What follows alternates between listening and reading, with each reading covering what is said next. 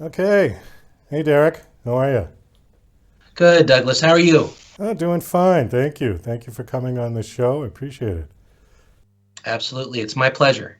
Your bio is cool. I was reading through it. I was laughing and enjoying what it said. You're a writer. You live in Washington, D.C. Are you still in that area now? Yes, yes. I actually live in Springfield, Virginia. I'm trying to think where that is. I'm fairly familiar with that area. But is that near Fairfax, McLean? Yeah, yeah, right in that area. It's actually, if you look at the Beltway on a map that surrounds Washington, D.C., it's Yeah. right at the bottom of the Beltway. So I like to joke that I grew up at the top of the Beltway in Wheaton, Maryland, Silver Spring, Maryland, and just moved to the bottom of the Beltway in Springfield, Virginia. Okay. It says during your college years you were in a band called Afro Sheen Explosion. Now, I didn't know if this was a typo or not, but it says it's a no wave group. That is not a typo. I actually talked to one of my buddies recently because it's been so long since I've actually done it, and that's how he described it. So I ran with it, and I did a little bit of research in regards to it. And yeah, it sort of fits the bill, sort of like in the punk sphere, sort of esoteric, sort of deconstructive music, and it was a lot of fun. We went on a lot of different shows, a lot of alcohol and some other stuff. But yeah, it was a very fun time in my life. What do you play? I was the lead singer, Oh, believe it or really? not. Oh, all right. Cool. Yeah, I wrote a bunch of the songs with my friends. There was a drummer, a bassist, a guitarist, and it was very freewheeling time. Got to explore a lot of different ideas. What did your band look like? I mean, were you guys crazy like Kiss or conservative looking like a 60s band with suits and ties or something in between? No, I mean it was your typical mid 2000s grungy sort of aesthetic, or wannabe rock and rollers. It was mostly shirts and t-shirts, or t-shirts and shorts for me, and maybe torn up sweaters and jeans. Oh, You okay. know, all the typical stuff. A lot of fun t-shirts, crazy stuff. All right, cool. Are you still doing music, or have you concentrating your efforts now on writing? No, I concentrate most of my efforts on my writing. That's my creative outlet. It's where I shine, whether I'm writing articles or working on my stories. Really focusing on my stories right now, and just creating a diverse array of media. Well, you've got two books out, is that correct? Two novels? Yes, yes, two novels. Okay, The Vicious Game and Knuckle Crack Bone. Yep. Okay. Which one you want to talk about first? I'd say a Knuckle Crack Bone probably be the freshest one that's out there, and I guess the most relevant given the situation we're in currently. All right, give us a synopsis of it. Sure. Well, the synopsis is in the aftermath of the Great Recession, everybody's hurting financially and otherwise, including the mafia, right? Everything's sort of falling apart. Financials are falling apart. And, there's a group of enforcers who work for a DC crime family that have basically had enough. And this story is about, their attempt to get out of that life, and making a splash while doing it. You said that was relevant to what? To COVID? Well, it was the 2008 financial crisis. Oh, I see. Okay. That was a great time of contraction in the economy. And ten years later, sort of find ourselves in the same spot where this time it is COVID, but going through similar shock waves and turmoil in terms of systems falling apart, things getting crazy, people not knowing what's going to happen next. Yeah, so I feel like it's very relevant. Did COVID inspire you to write more? Did you have more time as a result of COVID, or didn't it affect you that way? I think it has, in a sense. I mean, writing is such an insular, personal thing, and so many people have found themselves isolated from other people in various ways. I think it was in a sense, I don't want to say I was fortunate, but I guess I was prepared to spend a bit of time by myself, and just work on my ideas, and get my ideas out there. Well, we are getting absolutely bombarded with authors for the show. And I have to chalk that up to COVID, to people just having the time finally to getting around to that book they've been meaning to write for the last 10 years or something like that. We're just getting lots and lots of it. And it's great. It's great for the show. I'm happy about it. But it's unfortunate that it takes something like that to kick people back into doing their passion, something that they want to do, rather than just going to work at some office every day that they hate. There's a term that the news media has been batting around that I still don't have quite the definition for, called the new normal. Have you heard that term? Yes. Okay. Yes. Thought So, about that myself. so what do you think it's going to be? Since you were in a band, the other large group of audience that we have for this show are musicians, indie music artists. And they have been hurting bad because of COVID, particularly the ones that have their bread and butter for performing, right? And Absolutely.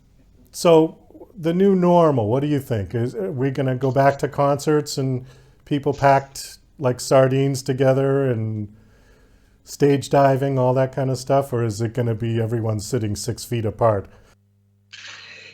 I want to get back to the old normal. Um, I actually read a great series of books when this all happened. One of them was called The Black Swan by Nassim Taleb, and another one called Fooled by Randomness and Anti-Fragility. They're all by the same author. But his works were very vital for me to understand this, because a black swan event is a term used to describe something that basically changes everything, or it's an event so complex it's impossible to understand the ramifications of it or to calculate it completely. And in that sense, we've seen what works post pandemic, because of the chaos. Things like Zoom and Skype and various video services have become vital. Live in-person events have been deleveraged, but they're starting to come back. I think a lot of it's going to hinge on just how they're able to cope with the virus, or if we hit that herd immunity aspect of it. And when this started, a lot of people said it was going to be a couple weeks, but I really said it's going to be a 2-year problem. And in any reality, all the ramifications, it's going to be a 5-year problem, much like the original financial crisis that I'm talking about, or the financial crisis that I had a front seat for. And we all had a front seat for back in 2008, 2009. So to give you the short answer, I believe so. I believe we are going to get to that. We're going to need to get to that point. But I think it's going to take that full, I want to say 5 years, but I think really 3 years, 4 years. So I think we're sort of a third of the way through the recovery. And 2021 is going to be about laying foundations for getting back to normal. And I think by 2022, we could get there. But, I definitely want it to. I don't like being inside all the time. I like it for writing purposes, but I've, even for someone who likes to spend time with himself, like a writer, I want to see friends, want to see family, want to go to shows, want to enjoy entertainment. I'm Right. such a huge fan of entertainment.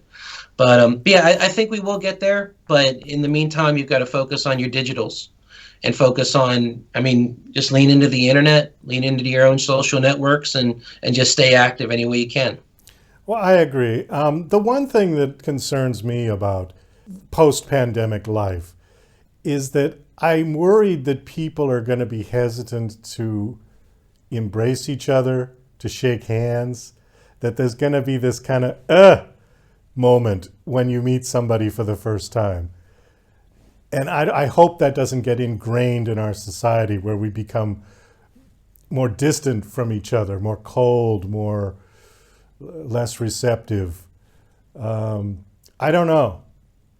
People, I don't suppose wearing a badge on your lapel saying, I've been vaccinated, and walking around with it is going to help, to alleviate that kind of feeling with people. But I can't help but believe that's going to be a legacy of this pandemic, is that people are going to be a little more reluctant to shake hands and to get close to people that they don't know. Yeah, no, I think that's a fascinating conundrum. And it's crazy because we were sort of going in that direction anyway. Like because of the ubiquity of the internet and being able to do so much from home, that actually does make people more distant in general. It's a bit isolating to begin with. So to compound that with this biological phenomenon that's making us stay apart, I think I'm getting the impression that that is going to be a part of our future, unfortunately. Like shaking hands, and we're still doing it now, but I think people above the age of 20, for instance, we're probably going to go back to the old ways. But I'm more concerned about children growing up through this, young Yeah. children. Like like she's in the house, so I don't want to get too loud. But my own daughter, she's 11, and that's such a particular age. You're socializing, you're growing, you're changing, and she's not spending a lot of time with people her own age, frankly. And I feel really bad for her in that sense. And I try and entertain her and keep as good company as I can, and encourage her to keep in touch with people through, her iPad and messaging services and whatnot to a certain degree. But it's tough for her. And I can only imagine what other children are going through. Um, so I'm more worried about the next generation than anything. But I'm sure people are going to adapt, and societies change, culture changes. But hopefully, we'll be able to get back to some of that in-person stuff real soon. Well, I hope so. And going back to your timeline regarding the COVID situation, if you look at the 1918 pandemic, which is the closest thing we have to any kind of a reference, that wiped out a lot more people than this one did. 50 million people worldwide, something like that. And then 1919, on top of that, we had a world war going on at the same time. Yeah. So the war ended a year later, and then by the 1920s, people had forgotten all about it. They were partying like it was, and then the crash, and we know history. But from Yeah. 1920 to 1929 was a pretty good time for a lot of people. So I don't know. I hope so. I hope 2022 it's gone and forgotten. People are vaccinated. The thing disappears and we can get back to our lives. Because I would hate to see permanent change in our society because of this. This was a passing issue, not a permanent chunk out of the foundation of our life. No, I agree 100%. And I try and be a keen student of history. And I mean, the opposite could be true. Like we could have a big snapback, so to speak, and it could be the Roaring Twenties. And some people are excited for the prospect of the Roaring Twenties, and the building blocks are definitely there. So I think we could get back to that point. But I did some research recently, because we're sort of in the same point in history where I learned about Italian futurists, right? And they were fascinated by speed and changing technology back then.